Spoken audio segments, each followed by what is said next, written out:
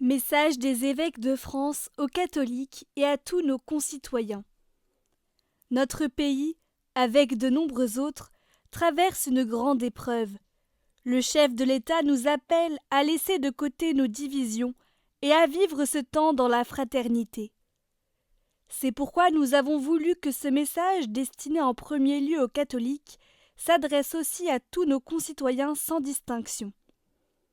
Nous le faisons dans un esprit d'humilité, mais avec la certitude que la foi chrétienne a une mission spécifique dans ce monde et qu'elle ne doit pas s'y dérober.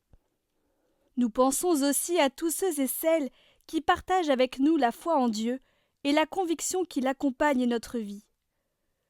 Nous pensons enfin à tous ceux et celles qui ne croient pas, mais souhaitent que la solidarité et l'esprit de service s'accroissent entre les hommes.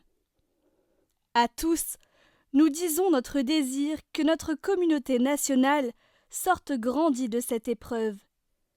Depuis bien des années déjà, notre humanité a l'intuition qu'elle doit changer radicalement sa manière de vivre.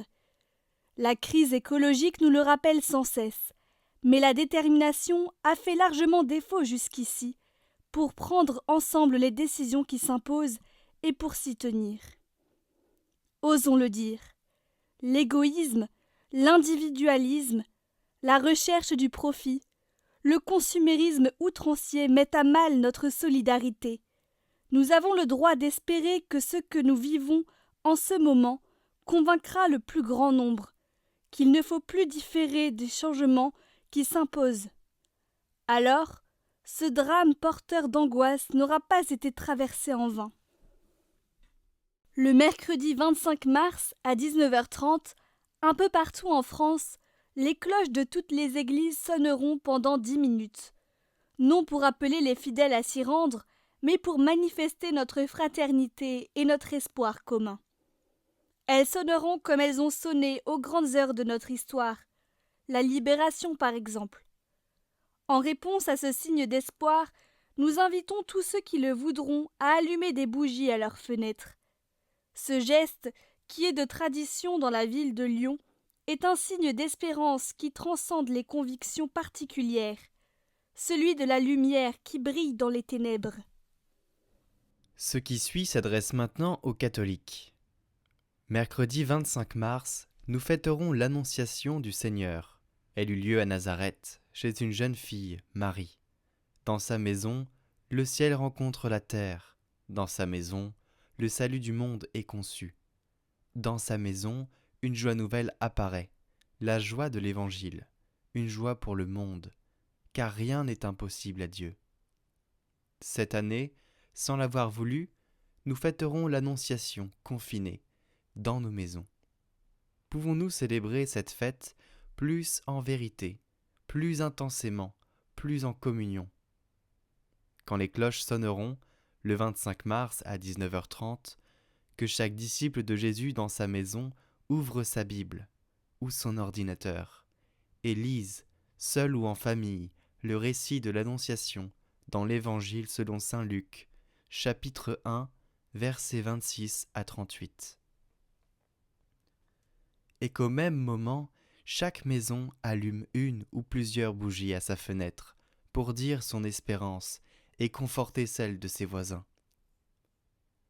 Nous prierons en communion par l'intercession de la bienheureuse Vierge Marie en nous unissant au chapelet récité à Lourdes chaque jour à 15h30.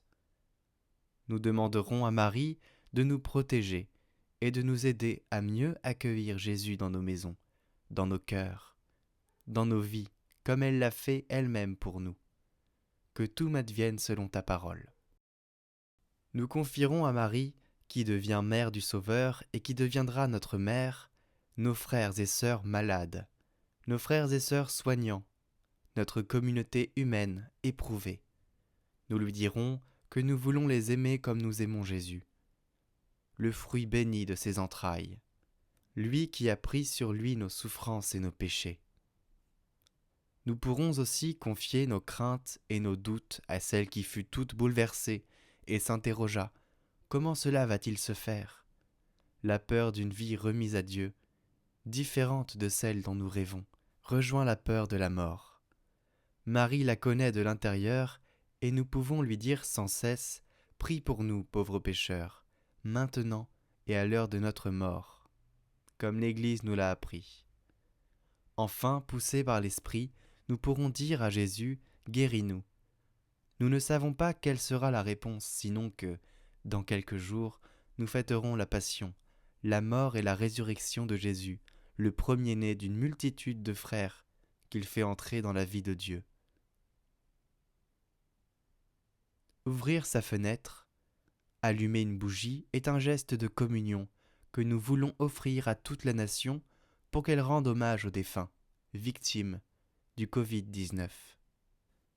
Et aussi à ceux qui donnent de l'espoir, soignants, autorités, mais aussi familles, amis, voisins. C'est pourquoi nous vous demandons de relayer ce message très largement autour de vous, par tous les moyens autorisés à votre disposition.